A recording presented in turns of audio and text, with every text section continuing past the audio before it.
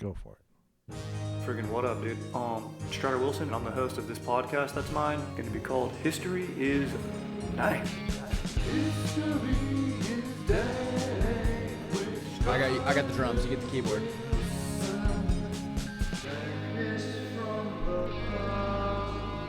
Frickin' what up, dude? Welcome back to another ep of History is Dank. Dude, I'm your host, Strider Wilson. We have a very special episode today. We are graced with the presence once again. Welcome back to the pod, Rusty Featherstone. Happy to have you here. Dude, thank you so much for having me. And I think people can, if you know anything about me, you probably know what this episode is about. Yes, we're talking pirates. You probably saw in the title, Battle of Cape Lopez. What's that? What's going on? We're talking pirates, baby. We love it. What is? I think what attracts me to pirates, we've talked about this, is the code among thieves a little bit. You know, like the pirates code. I like that. I like that. In this era, this golden era of piracy. Honestly, like if you were a sailor in like the Royal Navy, like it sucked. Like you were basically a prisoner at sea. Like at least you were kind of free. And granted, these guys, they're doing bad things. Like we're not celebrating that, but it's pretty sick. I'm privately celebrating. Yes. But yeah, no. If the law is asking me, I'm not. Yeah, I think what was so interesting about pirates, and I think what probably was very attractive about it, is a lot of these guys were privateers before. They worked for the Navy, or maybe they worked on a slave ship. Maybe that's foreshadowing a little bit about what we're going to talk about. Correct, yes. But yeah, they talk about the conditions on these slave ships, or even in the British Navy. And it was just a nightmare. It was a dictatorship. They didn't care at all about like the health of the crew. And yeah, they treated these guys like shit. What a bust, dude. I mean, imagine just life, dude, like where you work. Luckily, you've got cool coworkers and we get to do this together. But like most people have a job, you go to the office and you don't want to be stuck with your coworkers. You go there, you make your money, you get to leave, whatever, hit the gym, go paintballing, you know, maybe you're into archery, whatever your hobby is, and then go see your family. If you work on one of these boats, when you clock out, like when your shift is done or whatever, you're done swabbing the decks, then you go below decks, where it smells like ass, and you're still with all your schmoll coworkers. Yeah, and your boss is the worst guy that's ever existed. The worst middle manager of all time. If you're a pirate, you kind of might be boys. You're boys with your coworkers. Yeah. You've elected the people that are in charge of you. If they abuse that power, you can deselect them. Yeah. Which is something that I learned on the car ride here. Ooh. I didn't know about the deselection process. Pretty cool stuff. That's amazing. So this would be like a formal, like be enough dudes being like, hey, look, we're not gonna mutiny here. We're not doing any mutiny. Right. But dude, the captain is being a dumbass. We need to figure this out. It's almost like Survivor-esque. Get out of here. You love the new show Traitors right now. I'm so big on Traitors. Here's the thing. I've heard from multiple people how much you like Traitors. That's awesome. How much you like Traitors. So I developed this affinity towards Traitors within the last week. So to have the word already be getting out feels pretty good. Let me tell you that. It's huge. I saw like part of one episode. Like there was a dude in a mask and like, what is this? So basically, you know, it's the best of the best when it comes to reality TV. And they put them all in one castle in Scotland. Love it. You're already probably hooked. I'm already fired up. And they play like a big game of Mafia, right? So there are 3 traitors. There are supposed to be 3 traitors. If you haven't watched it, maybe there's a curveball at some point. Okay. And it's basically all these like brilliant strategists get together. Oh, brilliant strategists accompanied by, in the season I'm watching, 4 Real Housewives who've never had a thought outside of purse. And really? They just get annihilated because they don't. It's like, it would be like if they grabbed your mom, my mom, and my boy Sketchy Phil's mom and put them in the NBA. And they were like, go get that rebound. It's not going to happen. But no chance, dude. I don't care if my mom's got positioned on the low block somehow. No. She ain't getting that ball. She's getting boxed out. Yeah, bro. And so it's chaos. This season I'm in, Boston Rob joins. I love this. And they don't let him on they were like, no, we want no part of this guy. If you're familiar with Boston Rob, he's a nightmare if you're not on his side. If you are on his side, he's going to carry you to the end, and then he's going to slit your throat and drink your blood. And so they don't let him on. And then the producers were just like, nope, we need him. We paid him so much money. Yeah. And so they just put him in the game anyways. And they make him a traitor. And that is that the best for his position? He's for like, his personality? It's literally like putting a wolf in like a pig pen and being like, hey, just try and control your urges a little bit. He's so brilliant, and he just runs through these people like it's like watching The Godfather in real life. Dude, that's amazing. Okay, I gotta watch. And I love competition. I love that it's in the castle, and I love a show with my dank wife. Right. And Rusty, I want to try a new segment, a very quick segment, and it's called "What Gets You Horny Lately?" And in this segment, for me, what gets me horny is having a show with my wife, dude. Right. My wife and I crushed Silo. Mm-hmm. It's over now. Severance, luckily, is coming on, but it's just been too long. So I need just a show. You know, like we can both like text about it. Ooh, are we watching tonight? Like, yeah. Should we get some dinner? And that gets me horny, dude. The build up from about 2:30 p.m. to whenever she gets home from work, and you've been throwing Postmates ideas out all day. Oh, we got a couple options for shows. There's even a movie in the mix. Oh yeah, maybe we do this after because it's only an hour. I'm frothing. My mouth is frothing by the time I get home. It's the most excited I've ever been. To answer your original question of what gets me horny. Yeah, that was mine. I love that you expounded upon it because you're so right. It's just 2:30 on, dude. What are we gonna Postmates, dude? Indian food? Should we do? Yeah. Should we get nuts? Should we do Indian Should we be food? nuts? Yeah. Should we? Do we want naan? Should we each? Let's just get one naan.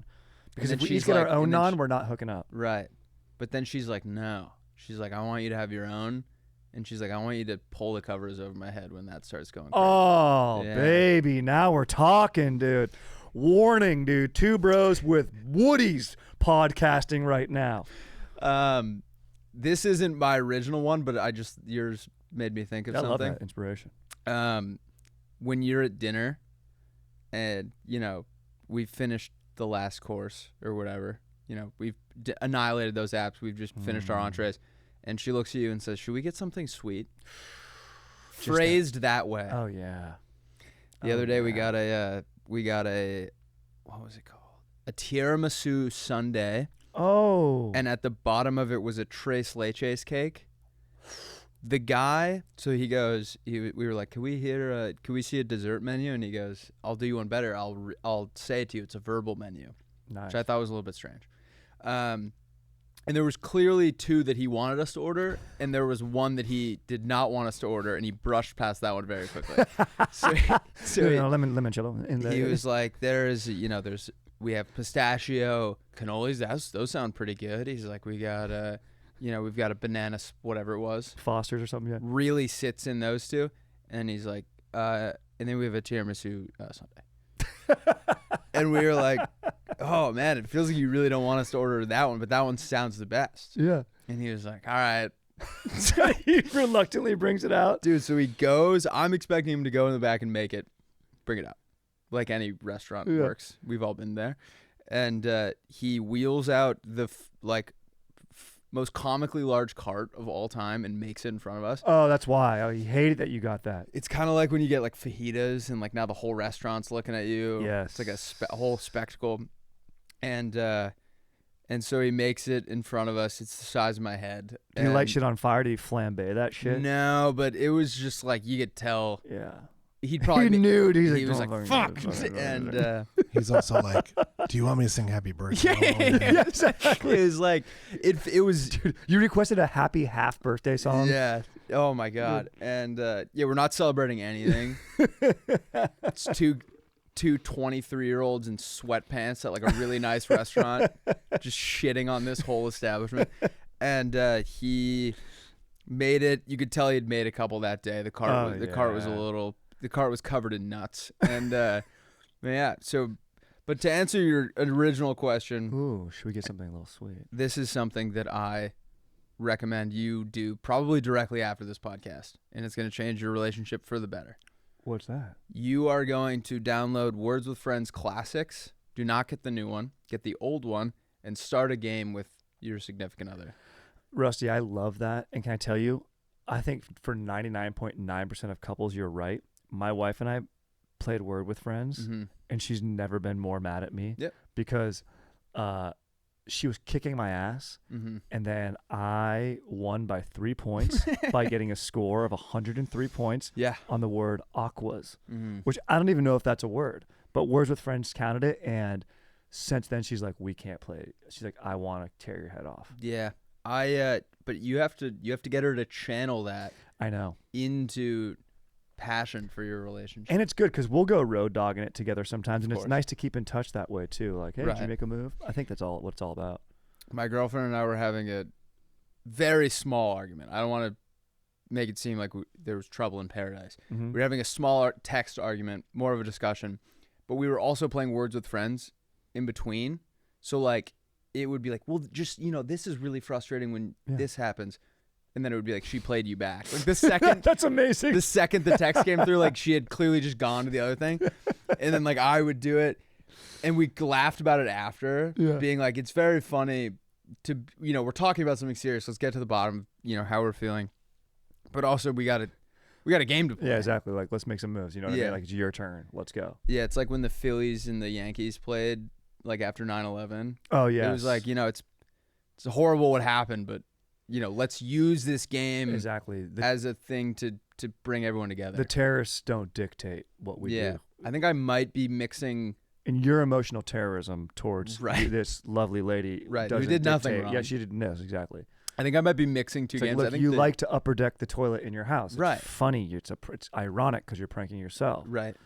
Yes, that's a good move. She played Quee for 45 points. Are you serious? No, I was just saying like it came through. That'd be sick. You know what I do? I'll send my wife, and maybe a lot of ladies don't like this. Men are more visually stimulated than females, I think, statistically, but not to say that there aren't females that enjoy that. Because my wife, when we're on the road, I like to send her a little, like the first day, I send her like a upper thigh pic right here, right, with a little what up like that, just thinking of you. And then just a little closer, right, each day, and it says, "Daddy's almost home." Yeah. And I'm daddy, dude. Okay, we can see the can see the progress. I've never sent a sexy pic.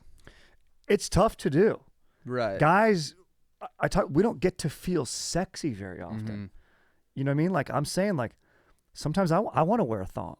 I want to arch my back. Right. I want my wife to drill me. Right. You know? You ever be like cuddling with your significant other and realize that the position you're in is like extremely feminine? Yeah, absolutely. Like I like to swing my leg over the top, and I'm kind of like, and then I'm like, oh wait, and I try and I'll get straight, and she's like, no, it's fine. Exactly. Yeah. You should be painted like that, dude. Right. That's a painting, bro. But like I remember I was sitting solo. Sometimes I like to watch TV naked. I love that. And I realized that if someone walked into my room and saw me from that angle, like I think women are meant to be seen from all angles. Men, kind of just one shot. Yeah, just a one. Just probably a chest up. Just pleated khakis, crisp button down shirt. That's the only way you should be seen as a man. Yep.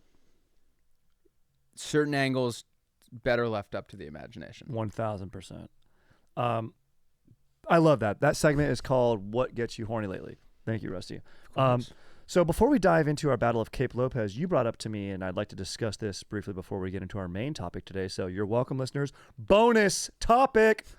You brought up Captain. I was gonna say Captain James Cook. Of course. Am I right? In his final voyage, you read a book. You recommended a book that I need to pick up still, right. But I read a little bit on it. This is fascinating. He's a cool guy. This is another guy where I'm fighting the urge to turn into whoever I'm learning about. That's a problem I have. Oh, that's interesting. Yeah. Like you watch Django or something and you're like, I'm going to be Django for the next week. Absolutely. So I'm working on that. But yeah, so James Cook was, he liked to see himself more as an explorer, but he did, he was aware that he worked for the crown. Yep. And King George III, and he would go on these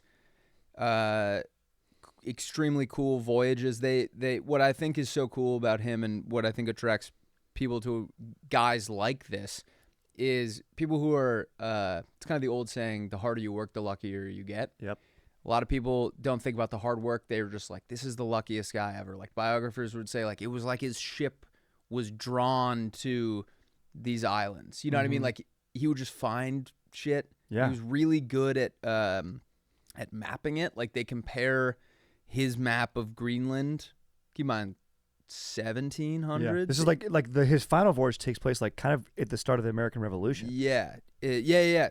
Also, King George was just fumbling left and right. I know, during bro. This period. But, yeah, exactly. But at least he was exploring shit. He's like, go find these routes. Yeah, I think he probably knew it was. He's like, let's just get a couple last gasps here. But they compare his map of Greenland to like a satellite image, and it's like shockingly accurate. Really? It's bizarre, but just a really cool guy. They thought that there had to be this supercontinent that we hadn't explored yet, because of how big Australia was. Oh. They thought that like the world would fly into space if it wasn't balanced, and so they were like, there has to be something to like counterbalance this.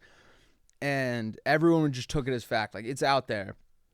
It sounds kind of like, I mean, like using logic back then, like I believe that. People were so dumb back then. For sure. Dude. But I would be just as stupid. I would follow anyone, dude. I would like to think that I would be able to get, where I am now, which is still very baseline knowledge of just like how things work.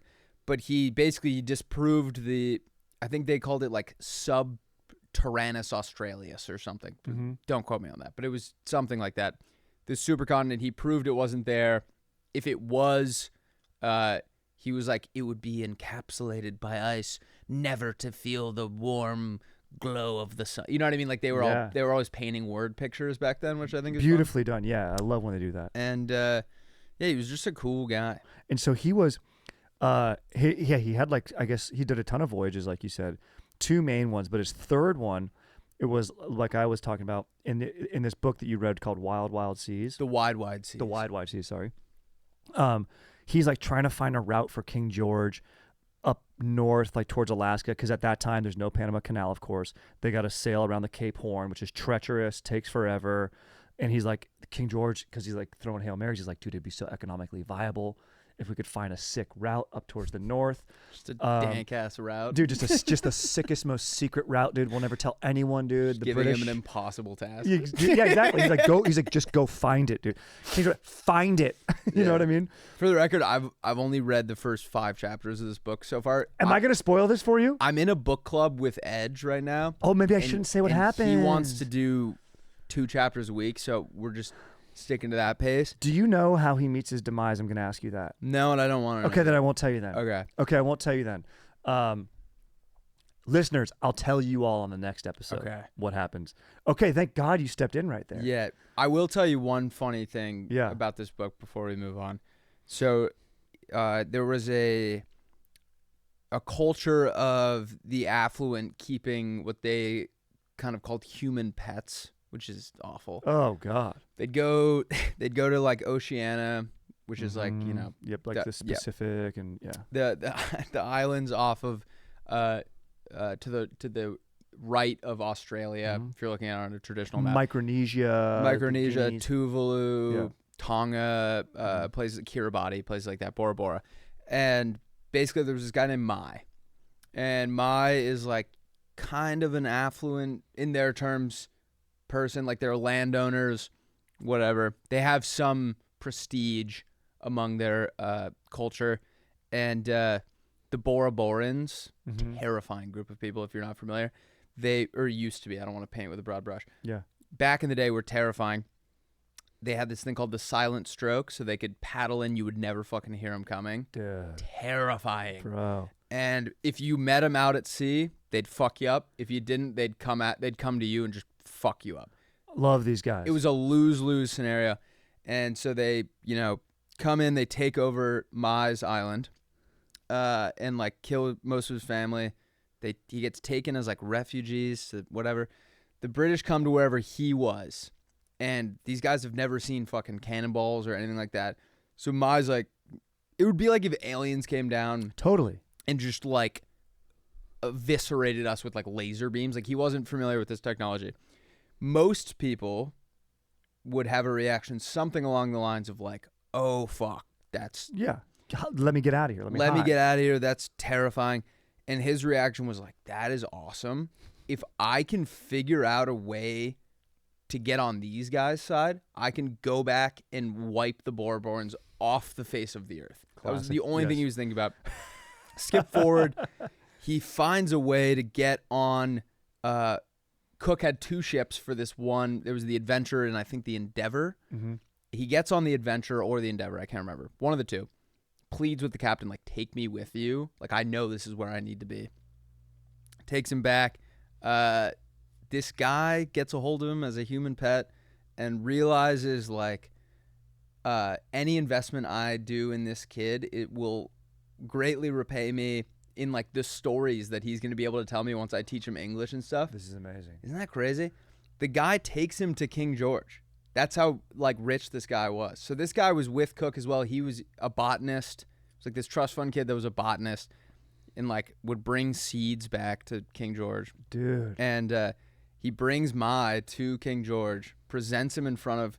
They've rehearsed this whole thing. They're like, this is how you're going to talk to him. I'm going to be the sick. Make sure you tell him how I dunked. Tell him Yeah. I dunked a coconut. The 10th guy drop step, I dunked. They rehearse this whole thing, and he just is so excited to like tell King George about what he wants that he just forgets all of it. Kind of gets this like jumbled sentence Oh, out, God. like, you're the king of Tahiti, you know, you're my king, whatever. I need firepower to avenge my family against the Bourbons. King George doesn't really understand what he's saying. It just immediately pivots to a new topic, but he gives him a sword. And I was Sick. just like, what an odd time. Dude, it's insane that you will please the king with the story, and then maybe he will give us what we need. Like the king will just, if he's in the didn't right care. mood, he's just like, nah, dude. he like didn't Nah. understand what Mai was trying to tell him. Yeah. It was like, take this sword, get out Yeah, of here. what are the fucking serfs doing in Northumbridge? Yeah, okay, let's fucking dude, that's hilarious, bro. And dude, okay, I'll tell you right now. This is not a spoiler, but the fact that James Cook is so interested in his ego, and His own and his ego. own legacy, like many of us, might play a role in his demise. Oh, okay. Okay, so well, but that's all I'm gonna say. But also, I'll tell you this. well, if you- I'm curious because where I'm at in the book, they're all talking about how he had no ego and how he didn't name. They had to name all these, like Cook Islands, all that stuff. They had to name it retroactively because he would actually name it something that was accurate to like the natives. Oh, really? He would. Oh, eat, that's good. He would eat all their food, like one of the delicacies on one of these islands he was like pre-chewed kava. So he's sitting with the tribe leader or whatever. Some fucking peasant would come up, chew the kava, spit it into a bowl. Cook was like, down. I love that. Okay, this also makes sense because maybe this might have been my interpretation because of my own ego, but what he does, it seems like he indulges in the culture and sort of lets them lead. Yeah. It's a dangerous game. Interesting. It's a dangerous game. I'll be Oh. interested to see what they say in the book of like how that. I'll report back to you, but they all talk about how he would deflect. He would give all the credit to his crew. Like he didn't want any part of this. He just was like very interested in exploring. They don't know anything about his feelings because all of his journal entries were just like the mud was like this texture, or like it would be like the whatever the barometer was reading. Like he didn't. They were like he was kind of aloof when he got to these like beautiful places. He was just interested getting in, mapping it. He's a Getting man the on a fuck out. mission, dude. Yep. That's what you need. Yeah, you can't have some emotional guy. I miss my wife. You know, Jocelyn is back home. Oh my Nah, god, dude, his wife was 13 years younger than him. He would go home, impregnate her, leave for 100, and he would leave for like 1,100 days. Come back, like 3 of his 5 kids are dead. Get her pregnant again, leave. Exactly. Like, we need a new one. Okay, very good. Very good. I'll do that. Dude, one more Classic. thing. Sorry about this, but I love this. there was this priest that was a human pet for the same guy before Mai, right? Eventually died of either like dysentery, scurvy, something like that. They don't know. And he drew this like crude map on a napkin, and they were like, I don't know, whatever that, like kind of a throwaway thing. Yeah. They compared it to like what he was mapping, which was like Oceania, before or like after he had died or whatever, just dead on. Really? Size, distance, spot. They were like, how the fuck did that guy do that? And they have no idea how he did it. Isn't that Dude, crazy? that's insane. Dude, that's insane. I wonder if back then, like, if there wasn't Instagram and I couldn't watch like cooking videos and like, models doing squats. I mean, these dudes, they can do great squats. Yeah. And I'm like, would I have skills like that? Nope. Probably not. I'd be below decks, swabbing decks, and just being like. Also, you mentioned there's 2 ships, like the Endeavor and the Adventure or whatever. Would you rather be like the lamest dude on ship number 1 or a pretty chill dude on ship number 2? You want to be. It's better to be a big fish in a small pond. It's always better to be higher rank on the shittier ship. Really? We can talk about it a little bit with our main topic, but it gives you some chance to advance. If someone maybe dies or so you something level like that. up. Yeah. So I love that. Rusty, amazing share, baby. Bringing it to the pod. No spoilers here. We're talking right now the Battle of Cape Lopez. Okay. This is an epic showdown. It's been marketed as one of the biggest battles in pirate history. Okay. Now there's some that took place in like with I think I did Qing Shi she was a female pirate in China, and like the numbers there are like extrapolated, like add zeros to this. But this is this one's the biggest because of how famous this pirate was. How famous he was, the implications it had for like the golden age of piracy. Yeah, it might have been. This might have ended it. And like his just general success. Yes. A little bit about our 2 main characters here. Mm-hmm. Bartholomew Roberts. Right. Sounds like he's a bookkeeper. Sounds like he has a journal. Yeah, he owns a wand shop or something. Exactly, dude. His dad wanted him to just get into finance. Yes. He's like, no, but the wands. And then Captain, this is Challoner Ogle. In his, pretty sick to be a pirate, Rusty, but he's a pirate hunter. Right. Arguably sicker. Yeah, I think I've only really explored it from the pirates' point of view, and so I always see these guys as the bad guys. They're objectively the good guys. It feels like For sure, yeah. They're pirates are just like wreaking havoc on like innocent ships. Totally. And Rarely had a fair fight. Sometimes, like you said, would sign a contract with like one government, so like they'd only attack Spanish galleons and not English vessels. But even then, if they were desperate, they'd go, yeah, fuck you. Well, the guy's gonna. So what happens at sea stays at sea. Exactly right. Although I will say they do a great job documenting this shit. Like it's pretty. Like the logs and stuff are awesome because there's so much probably downtime on a vessel. It's like, well, let's write. What the fuck happened today? Yeah. So this is Cape Lopez. You might think Gulf of Mexico or something like that. No, this is off of like West Africa. We're dealing like south of Portugal, like north. It's like modern day Benin, I think. Yeah. Or what they say. Like if you're familiar with Togo, I think it's right next to that. No. Yeah, I'm trying to think of the modern. Well, so it's how Africa has the lump on the side. It's like the if you go all the way around towards the land again, it's like right there. Exactly. Yeah, and that's what like makes it a cape or whatever. Yeah. Like that's the geographic term or something like that. But they do bounce up to a sick little island called Madeira, which I thought about honeymooning there. And if you ever think, it's supposedly the Hawaii of Portugal, Rusty. So they go to some pretty nice exotic locations. Anyway, I think like they careen there at one point. What does careening mean? So, dude, yeah, bro. Because they bring it up a lot in every video and passage that I read. And something bad always happens when you careen because you're vulnerable. Barnacles, bro. The schmoles of the ocean. Oh, so that's when they said they were cleaning. Right, I understand. So they'd go to where the tides are. They'd get low, and you could get your boat on the side, and you'd fucking... You'd put it on land, you'd bring it up, you'd fucking scrape off all that shit. And rule number 1 is only careen when you're safe. Yes. Oh, yeah. You do not careen when you're in jeopardy. No. And a lot of times you'd careen one boat and they'd have 2 other boats monitoring. Yep. That happens in our thing. They have to abandon one of their vessels. The Range? No, Then maybe the Neptune or I forget which one it is. Dude, the way he just names every ship the same thing is so funny. It's amazing. Just over and over and over and over and over again. He's like, I don't think we have enough fortunes. Yes, dude. He loves More fortune, bro. fortunes. Yes. Dude, Like showing his hand a little bit. dude, one of my favorite things that the pirates do is the Royal Fortune. Right. He takes that. That's a, you have a Royal Africa Company, which is a British company, but like it's I think Like a basically it was trading like guy? trading. Yeah. They would do slaving. They would do all bad shit. But he takes a Royal Africa Company ship, and I love that they modify it, dude. They gut it out of like all the shit you don't need that makes Yeah. it slow. They add extra sails, extra cannons, and just Pimped it out. yeah, exactly. They pimp the ride. They fucking put subs on there, dude. The 12-inch rims. Riding fish around tanks. on 22s. Did you ever watch Pimp My Ride?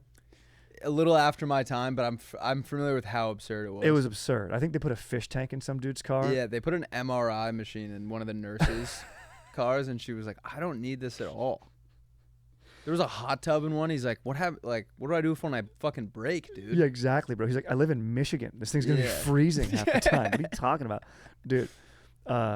And I think it's one of those things on these game shows. Like, if you win a car, Mm-hmm. because my wife used to work in TV, and she would work like The Price is Right every once in a while at CBS over here, and people would win a car, and it was like a curse. Like Yeah. you would win it, and then now you have to pay taxes on this asset. Yep. So if you don't have like a couple grand in your bank account, which a lot of these people don't You're that are on these toast. shows, you're fucked. That's like, who was the guy that did Ty something? The guy from Extreme Home Makeover. Remember that guy? Ty Pennington. Ty Pennington would like just drastically increase the value of these like, lower middle class people's homes, and it would just put them in crippling debt. Like, we did not ask for this. Our property tax is 3 times what it was last year.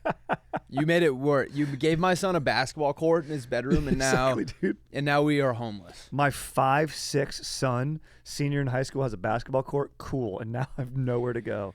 I remember one episode, the kid said he was going paintballing that weekend, kind of like offhand, and they just made his whole room paintball themed, and you could tell he just wasn't stoked about it. And they were like, but they clearly cut and were like, no, like play it up, and he was like, oh, sick, dude, thanks for the fucking paintball dispensers. I'm Bro. good. This is my first time this weekend. Dude, amazing. Dude, I can heavily relate to that story. I had a race car bed until I was in 8th grade. Right. So going into freshman year of high school, I pretty much had a race car bed. My feet, I hit a growth spurt. My feet were out the end of it. My parents were like, all right, fine, we need to get like this, a new bed. So, and I shared a room with my little brother. So they redo our whole room, and they did it like pretty quick. I don't even remember like sleeping on the couch or whatever. And for some reason, my mom was like, oh yeah, Strider likes maps. Right. The whole entire room, my bedspread was maps. Mm-hmm. Everything on the wall was maps. What did you do? I was What like- did you do to like indicate that you had this? I have no idea. Absolutely nothing in my mind. Like nothing. Like, did I seem lost all the time? Maybe I had no direction in life or something. He has a hard time getting around. Let's. Exactly. Yeah, dude, It's just like a really specific map too. It's like Burbank. that's You're like, hilarious. Yeah, it's my hometown. I get closer. It's just directions around my house. It's like, Yeah. here's how you get to the kitchen. Right. You go downstairs, turn left. Where's Strider? Oh, he's upstairs looking at his maps. And you're like, okay, the bathroom is there. Kitchen moved. Dude, funny enough, do you game? Do you play COD or anything? Not as much anymore. I was a big Skate 3 guy back in the day. Sick. Whenever I get the question, like, has anyone ever asked you, like, if you get 100 random people from the world, you can pick any competition. If you're the best at it, like, you get $1 million, but if you don't, like, they'll like kill you on sight. I'm the most confident that the odds are one of the 1,000 people in the world that are better than me at it are not in those. Really? Yeah, I was legit. Wow. Mhm. I respect the hell out of that. And I do it the right way. A lot of people trick line, which is like kind of a glitch. Yeah. Beat these guys fair and square. Really? Yeah, spot battle. Fuck trick liners, dude. Yeah. You can't be doing that shit. I hate schmoles. I hate cheating. I hate shortcuts, dude. But I love pirates, who they did all that type of stuff. I love that so they decked out the new Royal Fancy, which is so funny. He just Right. renames it the new. And I got confused reading these articles. I'm like, wait, that boat was that? And then, I was like, he just named it the Royal Fancy every time. It's wildly Royal confusing. Fortune, sorry. Yeah. The Fancy's another ship from Henry Avery, I think. Fire self promo. Like we said, Bartholomew Roberts, lame name, but of course, we all know him as Black Bart. Which historians just renamed him that in hindsight. Apparently, no one called him that ever. No. Also, and correct me if I'm wrong, they named him that because he was so tan from like being out at sea all the time. Yeah. Like probably gave him that name in like, the 1900s at least. Yeah. Not very kosher. Not kosher. Black Bart. Not nice. Also, I don't think he would have liked that. And he changed his name to Bartholomew Roberts. Yeah. He could have picked any name to escape, being tracked down by pirate hunters. Right. He picked Bartholomew, dude. Right. So, I don't know. Just call him by the name that he wanted to, He didn't want to go by Bart Simpson, dude. He just wanted to be... I don't even think that was a name back then. Yes. Yeah, exactly. I'm like... So, but like I said, pirates, they're marketers.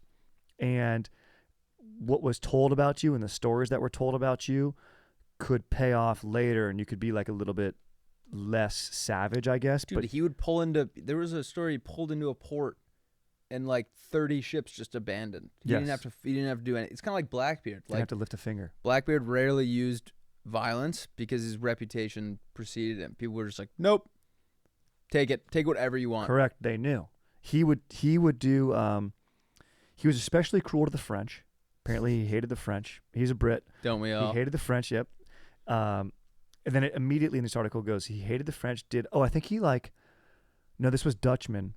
He sliced off all their ears for some reason, maybe because they weren't listening, and hung them up, and then while they were still alive... Wait, hung them or the ears? The people. The people kept their ears, hung them, and then while they're alive, used them as target practice for his crew. It's awesome. That word got spread around. Oh. So people don't want that to happen to them. Also, a lot of stuff, pirates, what do they love? Rum, grog, right? He didn't drink. Not at all. Tea. Just tea. He'd have tea. That's a true psycho. That's a guy that I don't want to be on the receiving end of his cannons. I want nothing to do with him because he's sharper than us and he's feeling better than you. Exactly. He would never get drunk, and drunkenness comes into play here. It does. In a hilarious way. It's the best. You're like, dude, and it's so perfect. You're like, dude, the lack of discipline.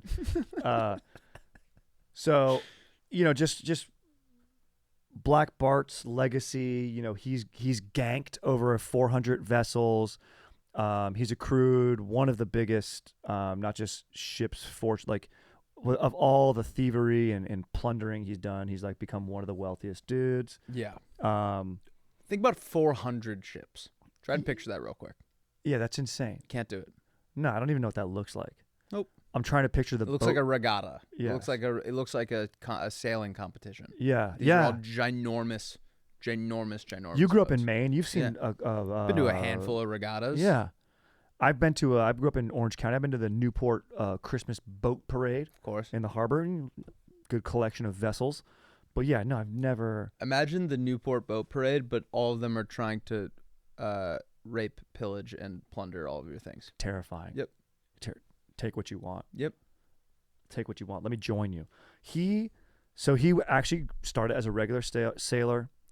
Then he turned pirate, either forcibly or by will joined a crew. They don't really have that documented properly. Well, this is probably the crux in our research process is we just don't share what we're looking at. Yeah. What I heard, he's on the slave ship that he works on. This is right, yes. He was 3rd rank or something, not doing great, and gets captured by who? The guy... What was his name again? Davies. Yes, Davies. Fucking let's go, Davies baby. captures him. Ironically, Davies became a pirate because he was captured by pirates from a slave ship. Yeah. He didn't...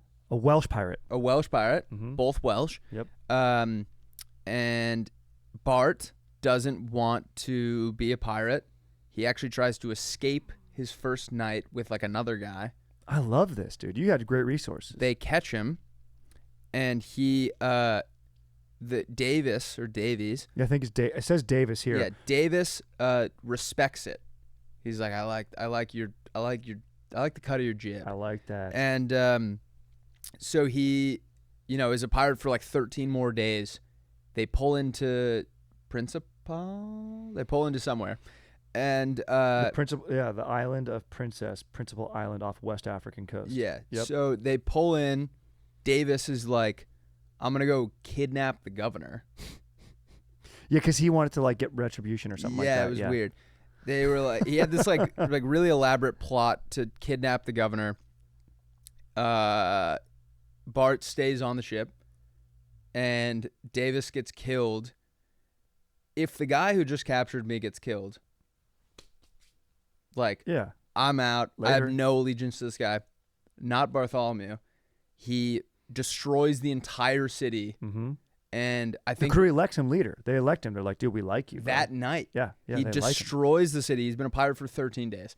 Destroys the city. He says, like he's muddied his hands with the water. Yeah. Whatever. Better to be.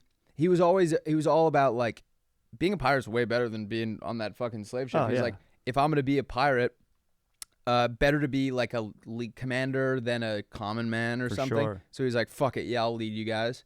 They elect him. Rest is history. You're exactly right. And he's a natural. He's a natural Dude. pirate. Goes in, raises a fucking island headquarters, and Dude, and then they called his boys, watched what he just did, and were in such awe that they were like, he's pistol proof. yeah, If someone ever called me pistol proof, I'm riding that high for the rest of my life. That's the Dude. greatest compliment you can ever get. they would say he's pistol proof because he would, and he had a penchant for wearing like Maroon. red, yeah. maroon, like, and he would wear sashes and stuff like that. Awesome. Very sick style. Dude, they're all, again, to your point of them being marketers, Mm-hmm. he was, if I see a guy and he's coming at me and he's in like velvet maroon Oh yeah. robes and he has like a diamond blinged out cross necklace, diamonds, where the hell do you even get that? Mm-hmm. And like 5 pistols on him and a sword. Take it. Take Yeah, whatever. Get you away want. from Yep. me, dude. Get away. 100%, dude. Just looking good and fresh, and none of his boys judging him for Yeah. like wearing stuff. They Like, they oh, said dude, he was cool like sash. super flamboyant and like they think maybe it was because he wanted to hide the blood stains. Mm. Either way, he either wanted to look good or he wanted to feel good. And you know what?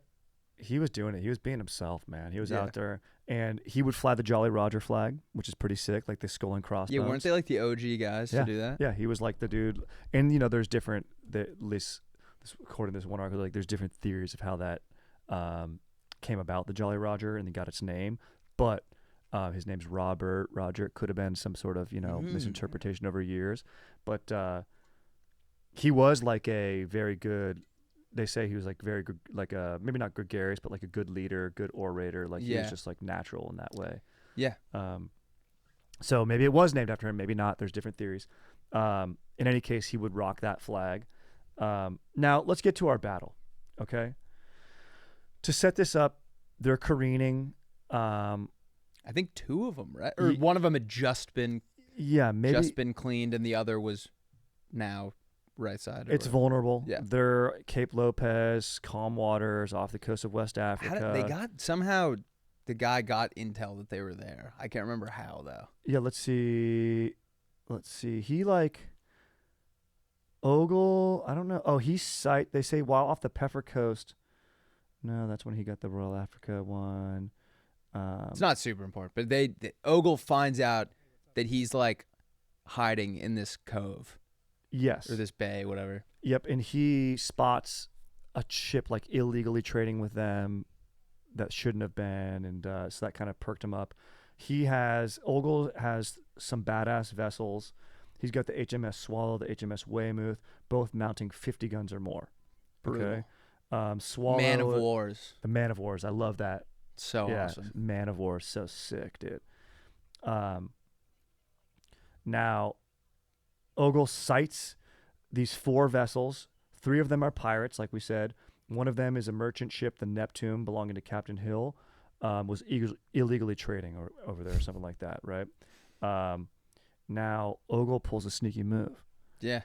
He sees them and he goes, I'm going to put my Portuguese flag up, Yep. and I'm going to make them think that I'm just out here vulnerable all by myself. I'm going to Yeah. let them chase He me. closed all the Flaps for the guns. all the flaps, yeah. Mm-hmm. And then Bartholomew Roberts is like, send the ranger. I think that's when he sends the smaller. He sends the ranger out to go like fuck him up. Brigand or whatever. He's like, go catch him. You're faster. It's a fucking vessel. Like, we're chilling, dude. Yeah. We're fucking careening. We're posting up. You got to go. We got a lot gank. of careening to do. Why don't you guys go fucking handle them? We're going to get rid of these barnacles, dude. It goes out there. Ogle pulls a sly move, lets it get close. Yeah, he made the appearance of like full sail. Yeah. But like somehow got him to go slow enough that the ranger would catch up to him. Mm-hmm. Sick move. Expertise captaining. I wish in the age of like drones and like drone strikes and all this like high tech Black Hawk helicopter shit, Mm-hmm. there's a lot less room for strategy. It feels like I know. it almost felt like chess back then. Totally. In the movie Patton, if you've ever seen that, Best Picture 1970, he says this is the last war for like generals. Patton was a very egotistical guy, and eccentric. He thought Well, isn't he like the great? He's like one of the greats. Great general. He truly believed he was reincarnated as like from a Roman general. Awesome. He's like in the Ardennes Forest. He's like, I've been here before. I've held the Huns here. And Dude, that's a guy I would follow to the end of the earth. Oh yeah, he's a maniac. You need a little bit of that. The Germans considered him the best general, like field general. Anyway, that's what they say because, like you said, strategy's gone now. They're like, dude, there's too much technology. It's like there's drones, there's fucking robot tanks that are just gonna go in and like. It would take these guys like an hour to like even catch each other. And do the skill of like, then they have to interpret the elements in the wind, right? Which comes back to fuck, our boy, dude. Anyway, Ogle pulls a fire move, tomfoolery, opens up the broadside of his ship, 25 cannons probably on that side. Boom, just totally. What's the word for it? Eviscerates. Like, totally eviscerates that smaller ship, the Neptune. They capture all the pirates, immediately kill them. They sent like a bunch to maybe Principe again. Might have been for like trial. It might have been Madeira at that point, because there's a dude. No, there's a dude that they keep on the boat for like information. They're like, tell us where we're fucking going, and Ogle tries to do the same trick coming backwards, right? Being like flying the ship, but they've got like their little spotter telescopes, right? And one of the dudes like tells Black Bart, who's probably posting up, chilling, sipping tea. He's like, spotted vessel in the sea. Yeah. And he looks at it. He used to be on that ship. Exactly. So they knew the guy. Yeah. They're like, oh, this is a trap. Yep. So the fact that guy's face, and maybe that was how, maybe they recognized the sash that he wore, dude. Yeah. Or, maybe that's why they would be distinctive to a degree. They had some didn't Bartholomew had some like deserter that was on the ship and was like, oh no, I've been on that one. Yeah. Yeah. He knew it. And it was from I think it was a deserter from the island Madeira. Yeah. And then maybe they sent the guys to trial at Principe. Makes sense. It's where the governor was. Yep. That makes sense. So at this point, the battle's on. He's like, dude, let's go. But the one boat's still careening. They're like, we got to leave it. Yep. Fuck it, dude. So they're a vessel down, and then they stacked. And at this point, so they have two ships, and they stack the Royal Fortune and with he more also dudes. Doesn't know. Bartholomew at this point does not know that the Ranger has been fucked up. He like doesn't. Somehow that was something I was having a hard time picturing. Like, did they go around some like bend or something? Like, how did he not see that all happen? I think he brought him far enough. I think Ogle has said in one of these articles he brought him far enough out to sea. Yeah. Like past the sight line, which I think is awesome. maybe 14 nautical miles, because then that's the curvature of the earth. Right. Sick fact, dude. So awesome. I learned that on a cruise when I was to Catalina, dude. I was just posting up, and I was eating a Snickers, and the captain let me ride. He's like, you can see. He goes, the island's 26 miles away. You can see it because it protrudes. But he goes, if you look out there where it's flat sea, you can only see 14 miles, and then that's the curvature of the earth. That's awesome. Like on a perfect day. Anyway, fucking sick, dude. Then they captured, before this, we're still sort of setting the table of the battle. How did it work again, Rusty, where the guys were all drunk? They captured another vessel, right? It's so funny. So Bartholomew obviously doesn't drink. Yeah. But he didn't care about looting alcohol. Like, he had no problem being a part of it. It's just he didn't like it himself. So like a couple days before, they had just captured this ship, this merchant ship, just full of booze. Oh yeah, dude. And so all of his crew, I guess I don't know how long the careening process takes, but they were like, they felt like they had enough time to party, Mhm. and so like 80% of the crew is just like fucking shit faced. Yes. And so the guy, the like deserter that they have, comes to Bartholomew and he's like, "Hey, just a heads up, like that's a man of war coming at us. Like we're in for a fight." Yeah. They don't really have enough time. Whatever. Bartholomew's like apparently like still eating breakfast. Yeah, he was eating and who knows what he was really eating, but salamangundi is what Yeah. pirate food, which was basically like a mixture of whatever they had looted, and it was probably dank salamangundi because Yeah. they probably had fresh The vegetables and best stuff. of the best. Usually salted fish, hard-boiled egg, plus whatever the fuck Yeah. else. Yeah. So he like gets up. It's like kind of like really chill about it, which I guess maybe I don't know. But he's pistol proof. yeah, he's pistol proof. Yeah, I don't think he's ever really been in like a real fight, so I don't think maybe he knew, because later he curses like how easy everything else was. He was like, I didn't realize how hard this was gonna be. But so they come in and he's like, we don't have enough time to really like get out. And he has this brilliant move where he's like, let's just let them come to us. Mm-hmm. And then he's like, the wind's going there because they're tacking or whatever it's fucking called. They're coming like into the wind. Yeah. He's like, fuck it. Let's just wait until they're right there. Cut the slough. We'll just fly right by him. Yeah. Brilliant move. Mm-hmm. So he gets out. He like is somehow get like the guys who are like not completely blackout to like help him. Yeah, exactly. He puts more dudes on. He's like, just come on, dude. And they get away like pretty much unscathed. And then one of the guys who was manning he's fucked up at the helm. he's fucked up at the helm and just fucking like turns the ship on its side. Yeah. And now the what's Ogle's ship called again? Oh, his is called the Swallow. His is the Swallow. Yeah. So the Swallow, Great memory. the way this historian that I read it phrased it was like stole their wind and now was Yeah. like right on their ass again. And they start firing all these cannonballs at the ship. And Bartholomew is like pretty bravely like on the deck. Mm-hmm. Like not, I think a lot of guys maybe would like lose their hubris in that moment. Yeah, Like, it's he like, just still was like, no, I'm fucking pistol Take proof. cover, bro. And there was this thing called grape shot, which Mm-hmm. is terrifying. It's basically like a bunch of mini cannonballs, like sprayed at you, like almost like shotgun style, and it just shot him in the neck, and he just fucking died Dead. instantly. To his crew's credit, Yeah. he had said, if I ever get killed, fucking throw me overboard because I don't want them to display my body. They honored his wish, threw him overboard. The battle's like still kind of going on, but it's like, what are we even fighting for? Yeah, like our guy's exactly. gone, and they get all the guys. Are we cool to keep going down? 100%. This is great. They This get is all. what we're doing. Yeah, baby. They get all his guys. As you remember from earlier, a lot of them were like guys that were forced into piracy. Mm-hmm. So they send like, however many hundreds of guys there, like over 100 guys to trial wherever they were doing the trial. 50 of them were like acquitted of all charges. These are all complete guesses on the numbers, but Yeah. a percentage of them are yeah. acquitted, bunch of them are hanged. Yep. And then I think whatever slaves they had were just sold back into slavery. Yeah, exactly. You'd like to think they'd do something benevolent, but they're No. like, nope. It's kind of like Blackbeard. Like they were, they talk about how, like weirdly open-minded he was, where he was like, hey, if you're a slave, you can come be in my crew, whatever. If you don't, like you'd think you're like, oh, that's kind of a cool move. Like Yeah. he'll like free them. If they said no, he'd just sell them back into slavery. I know, exactly. And it's like people will, like when you celebrate piracy, this is how we started the pod, but it's like, it was some of the earliest forms of democracy and like equality, where it was like, no Right. matter who you were, like if you were a good fighter, you got like awarded, different bounties or whatever. And like, there was like a pirate code. Well, he was really strict with, Fuck Sorry. yeah, baby. Let's quick go. ad for Lucy Breakers. Let's If you like them, I go, like the mint ones. baby. But he was like super strict with the pirate code. He was like even distribution of wealth.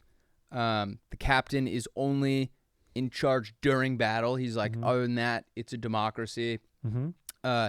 Bedtime was 8 p.m., which is so funny. So fun. Yeah, there's rules. It's like if you're annoying, like Yeah. you need to stop playing gambling games at 8 because it's like shut the No, fuck he said up. there were there's no gambling. On Oh, really? On his At least on vessel? his. Other ones, yeah. The guys were probably, Yeah. what happens below deck stays below deck. They were definitely down there shooting craps. But Mm-hmm. the fact that it's like the pirate code means lights out by 8 p.m. I know there's a bedtime for these guys that go and just slit everyone's throat the next day. It's hilarious. Dude, I'm way more scared of a well-rested pirate than one who's 1,000%. been out partying. But this drunk idiot. So what I read also where the guy fucked up and was like, Roberts was like, set this course, but apparently there was like a tropical storm kind of going on. Oh. And he fucked up and sailed, because he's all fucked up, directly and sort of unluckily too, like into the eye of the storm. So that's where the stole the wind comes from, because they would have had that would have like been like maybe on the first pass or the first getaway. Yeah. But that enabled them to catch up. And then I think it fucked up on the next broadside. He fucked up somewhere on the broadside, but there was at one point he sailed to the eye of the storm and it made them sit still for like 20 minutes. Dead wind. Just imagine that energy of being like, dude, we just got away from these guys who had us dead to rights. And literally then would have been the best move in history. Oh yeah. Too. And like risky and dangerous, not giving them enough time, like sailing close by, being like, later, bitches. Like literally was like, deuces as he went by. And straight into this storm, sit there for 20 minutes, the ship catches up. Yeah. And then the rest is history as you painted it. That's how the battle went by. And he got nailed in the first pass. His guys kept fighting, and yeah. Dude, if I could pick how to go out, grape shot's not even in my top 100. They said he died instantly. I don't buy it. I know. It's like you bleed out. Like you get hit and like bleed out. Maybe the shock, like, because I like hit him in the neck. But it's kind of like I know. I would just whatever's quick. If it's quick, I know. Just one big cannonball takes my head entirely off. Is probably the move. funniest thing. Kind of like back to like the technology now. Like, if you're on either side, if you're in the war or something, let's say we're back in the Middle East or something, like you're probably getting shot. You know what I mean? Maybe by like a really high powered weapon, and it's like.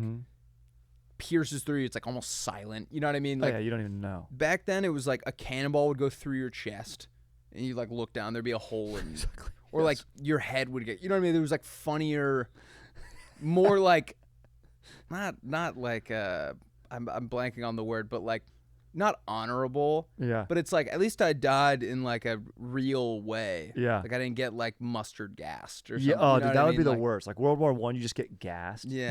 You just can't see. Just no You're blinded, rules. and then a guy just comes up and like knocks you while Yep. he keeps running, and you're like, fuck. That's got to be the worst war to be in, because there just like weren't really any rules yet. Yeah, and it was so bad for both sides that in World War II they were like, fuck the gas stuff. They were like, Also dude, strategically there was no trenches, so Yeah.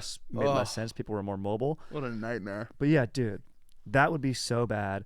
Also, I mean, yeah, but being a pirate, dude, a naval bat, like swinging to the next ship, Right. fucking boarding another It's vessel. more romantic. Everything is. was romantic back then. It's true. It is true. Will and I were talking about this the other day. We were like, because we both kind of have this weird infatuation with pirates. Mm-hmm. We were like, would it be better? Because I think we're so like accustomed to modern things that like we wouldn't be able to enjoy it. But we both like to think that if we had no knowledge of what life was like now, Yeah, we would have been lovely pirates. Yes, like you have a toothache on that boat, you have one of your friends punch your tooth out. Yep. Any little scrape could be an infection, you die. Yep. If you lose a limb, stick it in the tar. Yep. Get a hook, get an eye patch. A lot of brutal, just like the day-to-day creature comforts, disaster. But if you're a pirate and if I'm picking where I get to sail, I would like to be in the Caribbean, in the Bahamas, the fucking blue waters, the beautiful sky at night. Beautiful. Singing songs, sailor songs with your boys. Docking in Tortuga, wenching, Yeah. wetting my little weenie. Oh, I mean, dude. sounds like the pirate's life for me, man. Yeah, yo ho. I mean, come on. I love it. Rusty, I mean, you brought us home beautifully, dude. And I'm glad that you brushed up on this shit too, because I was, pun intended, I was a little rusty on this research. So I got to say, glad you came in. You always push me to learn about things that I probably wouldn't have otherwise, which I admire. Like, I got really into pirates because of Blackbeard, Mm-hmm. and then I kind of got complacent. Yeah, And I was like, I he's know it. He's the sickest. Yeah. Yeah, but it was like I get it. I get the golden age of piracy. I always thought it ended with that. The king was like, you guys have until September or whatever to like turn yourself in. Oh yeah, he like But like offered them. He I said, never "There knew won't be about any-" I never knew about the implications of this battle. Yeah, unofficial end. And I think Yeah. other pirates were like, well, if Bulletproof Yeah. Bart fucking got killed, well, what are we gonna do now? Yeah, let's pack it up and go Yep. home. And then the king offers that, and it's like is all based on economics, right? Like, Yeah. Oh, one more thing that I thought was interesting. Like apparently they were really heavy. Like they had just done so much looting that like they were filled with like gold and shit from slave ship. Like these guys would pull up to Africa with like a fuck ton of gold. Like give me all of them. Mm-hmm.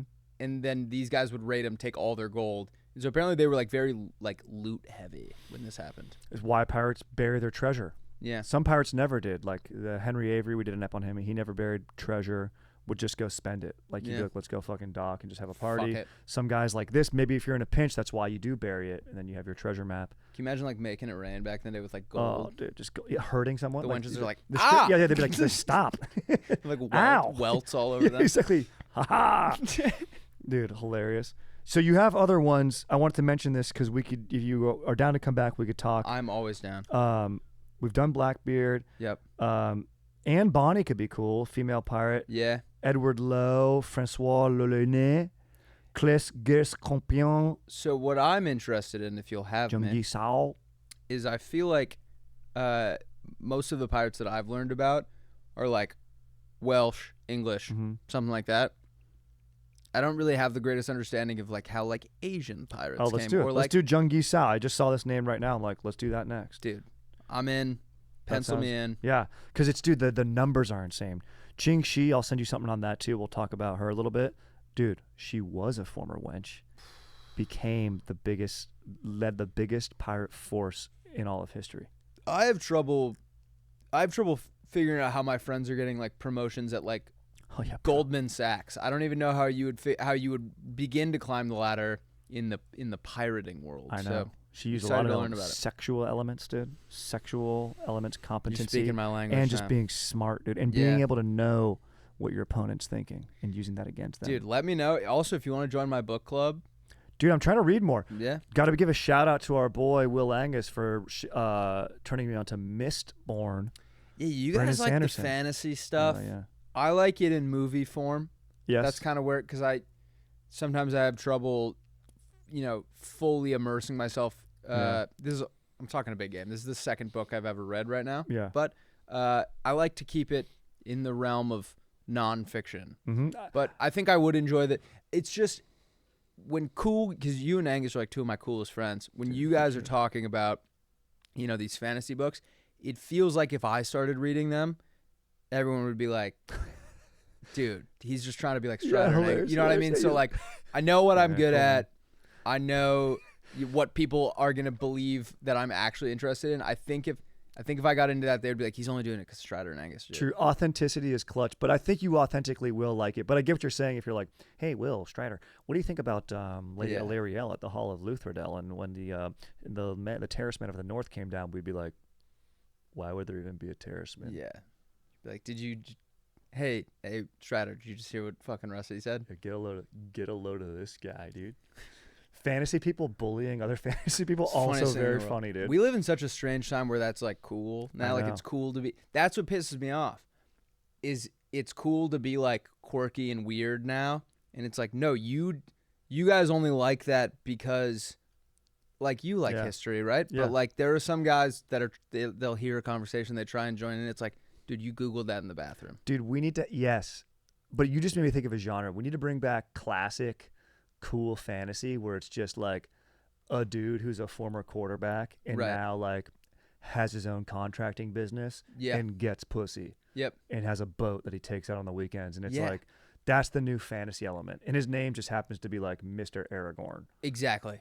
What it's kind of like if you know anything about me, I love Legos. Mm-hmm.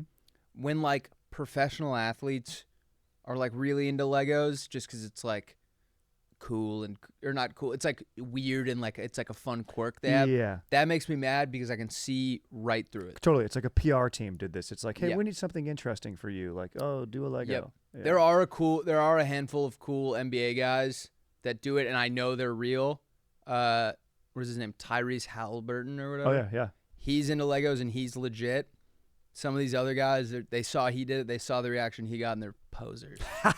Dude, I love that you do Legos. I love that it's patience. It takes you away from like any different stimulation or media. You put your mind directly into it and you Yeah. can see a result. I think it's important to have stuff like that. It's also awesome decor in your room.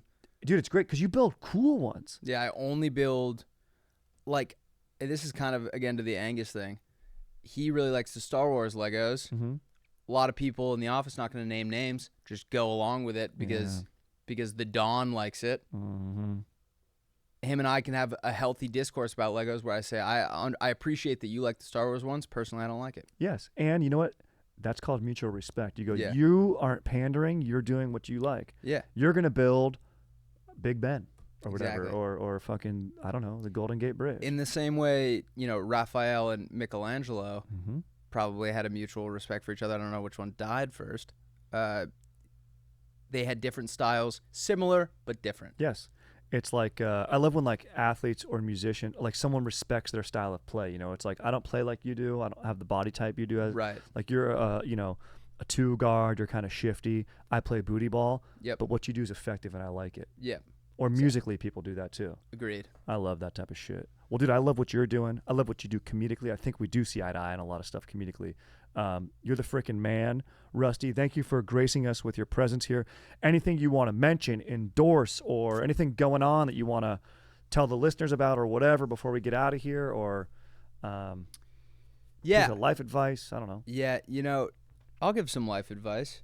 I think that sometimes when you're climbing the mountain of life, whether you're at a new job, whether you're in school, and it feels like everyone else around you has it figured out, they don't. They don't at all. They're just as lost as you. We're all figuring it out. We need to be nicer to each other. And I always remind myself, there's never been a point in your life where something bad's going on that you haven't come out the other side. I love that.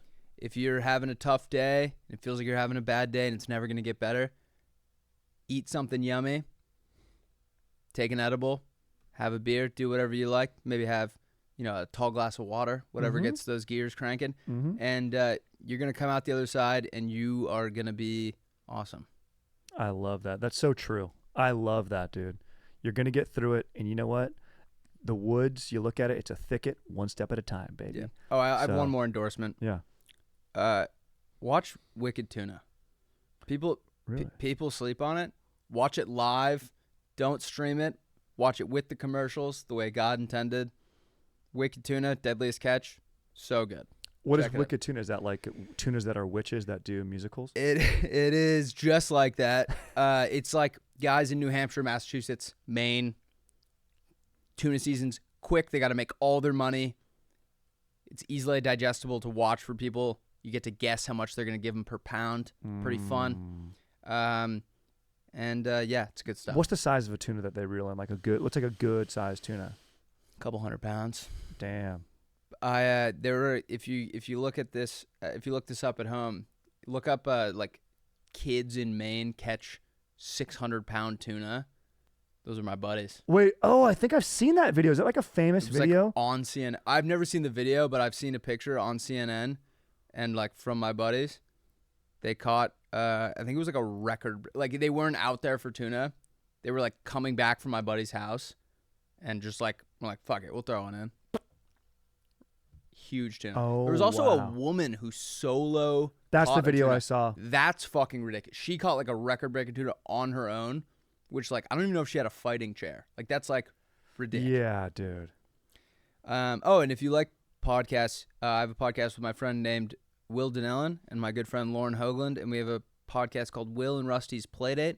Anywhere you get your podcast, but I would prefer you watch it. Yeah, it's great to watch. Great to listen. Whatever you do, however you take it in. I love that pod. Been on it. It's a great time. We gotta have you back on. Anytime. Truly anytime. Rusty, thank you so much. You're a freaking beast. Dude, you're a legend. You're a Thank legend, you for bro. having me, man. Takes one to know one, beast. Aaron, thank you, beast, on the sticks. Thank you, Aaron. We'll catch you guys on the next one.